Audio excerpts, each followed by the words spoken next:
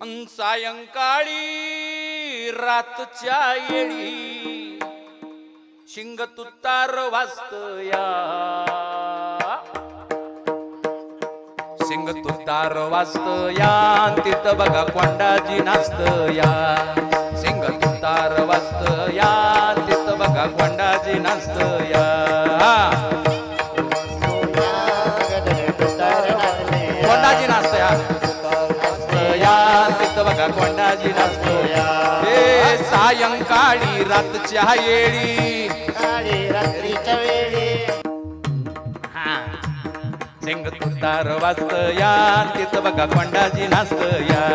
शिंग तुतार वाजतया, तिथं बघा कोंडाजी नाचतया.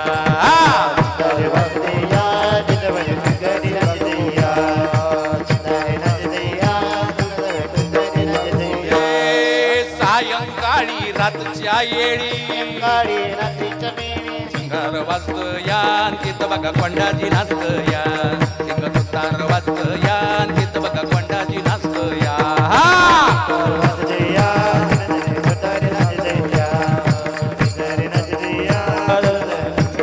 दोघं तिघं टाळ वाजव फक्त. विश्वासा वाचोनी पायी कासी मोल. बारीक बारीक बारीक माऊली. विश्वासा वाचोनी पायी कासी मोल. मला मॉनिटर द्या माऊली. नाही मिथ्या बोल बोलली. आणि म्हणून शिवाजी महाराजांच्या इतिहासाची पानं उलगडून बघा. त्या पानावरती तुम्हाला शौर्याच्या आणि धैर्याच्या कहाण्या पाहायला मिळतील. राजांचा राज्याभिषेक जवळ आलेला आहे. बारीक बारीक टाळ दोघं तिघच वाजवा. राजाला मोरोपंत पिंगळ्यांना जवळ बोलावून घेतलंय. म्हणालेत राजे, पण बारीक बारीक माऊली, आपला राज्याभिषेक जवळ आलाय. पण हो राजे, पण दक्षिणेत जाणारं प्रवेशद्वार पणाला आजही आपल्या स्वराज्यात नाहीये. पण नाही राजे, कैक प्रयत्न करून झाले, पण कोंढाणा स्वराज्यात यायला तयार नाही. आला पाहिजे, आणि तोही एका रात्रीत आला पाहिजे. पण पंताला माहितीये एका रात्रीत गड घेणारे तानाजी राहिले नाही, बाजी राहिले नाही, मुरारबाजी राहिले नाही. एका रात्रीत गड घेणार कोण? आणि एका बहादराचं नाव राजांच्या नजरेपुढे आलं. त्याचं नाव कोंडोजी फर्जंद. त्याला बोलवायला पाठवलं. कोंडोजी आले, राजा समोर उभा राहिले. राजाला मुजरा घातलाय आणि राजे म्हणतायत, कोंड्या, तुला मोहीम सोपवावी म्हणतो. जी राजे. अरे कंची मोहीम विचारलं नाही. नाही राजे, पणाला घ्यायचंय. घेतो की राज. मोरोपंत बसले शांत, गड घेण्याची त्यांना रखंत. शिंग तुतार वाजतया, तिथं बघा कोंडाजी नाचतया. शिंग तुतार वाजतया, तिथं बघा कोंडाजी नाचतया.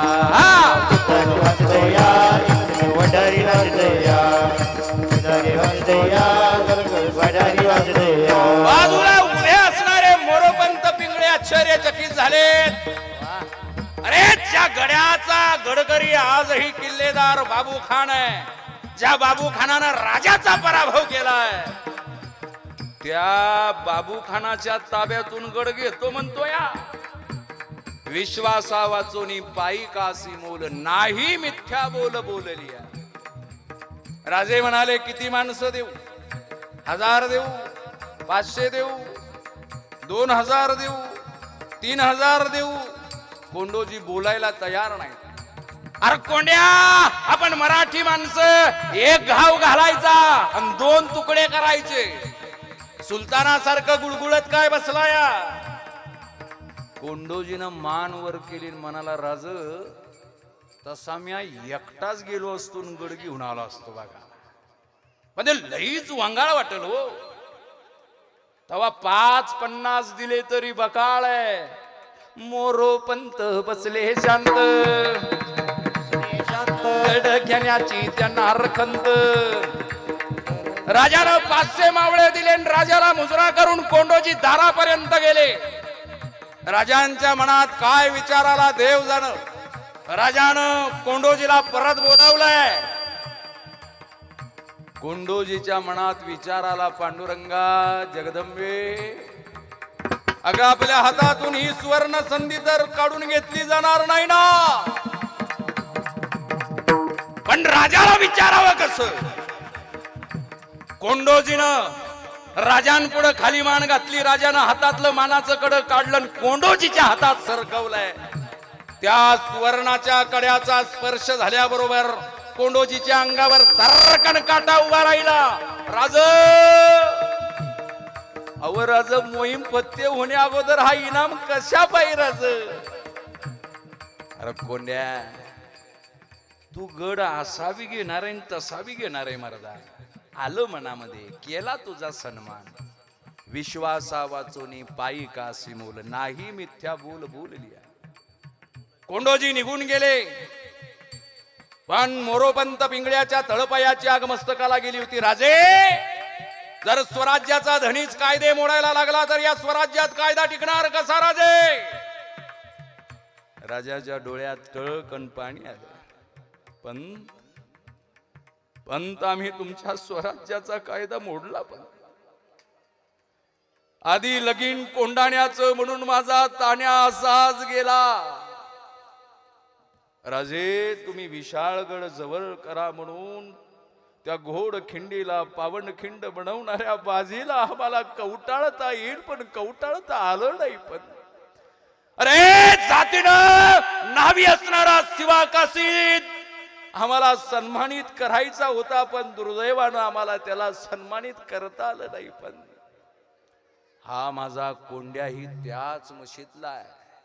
गड घेणार म्हणजे घेणार.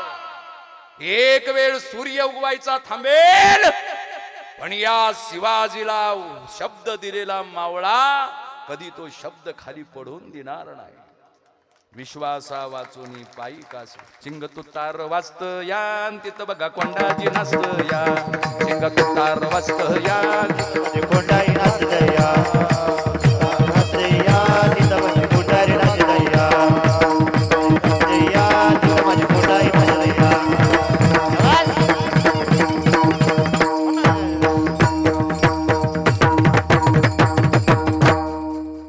कोंडोजी गेले. 500 मावळे मोरोपंत पिंगळे दिले होते, पण या बहादरानं 60च मदतीला घेतले. रात्रीचा पन्हाळ्याचा पश्चिम किनारा चढला, कडा चढला, वर गेले, पण यांच्या कमरेला तलवारी नव्हत्या, शिंगणी तुतारे होते. पाठीला ढाली नव्हत्या, नगाडे होते. हे 61 जण वर गेले, रात्रीचे सिंग तुतारे नगाडे वाजवायला लागले. त्या बाबू खानाचं झोपलेलं सैतानाचं ते सैन्य दळ जाग झालं आणि एकमेकाला म्हणायला लागलं, अरे भागो, शिवाया है, अपनी जान बचानी है तो भागो. कोणी बरमोड्यावर, कोणी लुंग्यावर, कोणी बनेलवर, कोणी तोंडावर पडत होतं, कोणी एकामेकावर पडत होतं, पण माग वळून बघत नव्हते. हजारों की फौज काळी है क्या गोरी है. विश्वासा वाचोनी पाये कासी मोल, नाही मिथ्या बोल बोललिया. हा इतिहास आहे, ही कल्पना नाही. आणि हा इतिहास घडवणारे आमचे बापजादे होते. तुकोबाराय म्हणतात, त्यांच्याच तुम्ही अवलादी आहेत. त्यांना कमीपणा येऊ नये, उणेपणा येऊ नये, म्हणून आपण काळजी घेतली पाहिजे.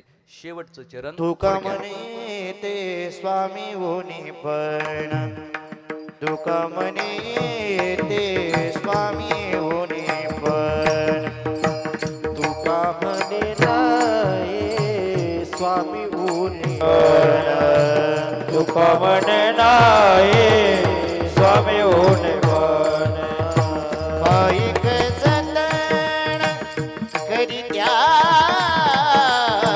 पायिक जतन करीत्या, तू एक पायिक पायिक नायक, तू एक पायिक पायिक नायक.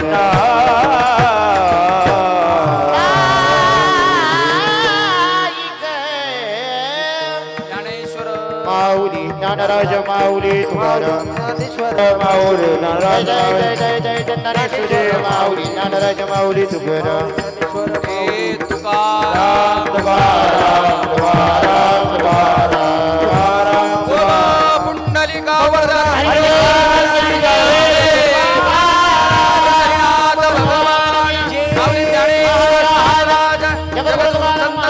महाराज छत्रपती शिवाजी महाराज धर्मवीर संभाजी भारत माता की जय.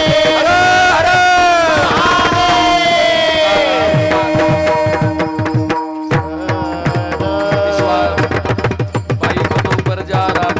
कुळ पार रखिया मूळ छेदी दुष्टा तुकोबाराय म्हणतात तोच खरा पायी जो आपल्या माणसाची काळजी घेतो, आपल्या कुळाची लाज राखतो, उष्टावळ्या ओळखतो, बाहेर फेकतो, त्यालाच तो एक पायिका नाईक. एकदा नाईक झाला की भाव सकळीक स्वामी काजी.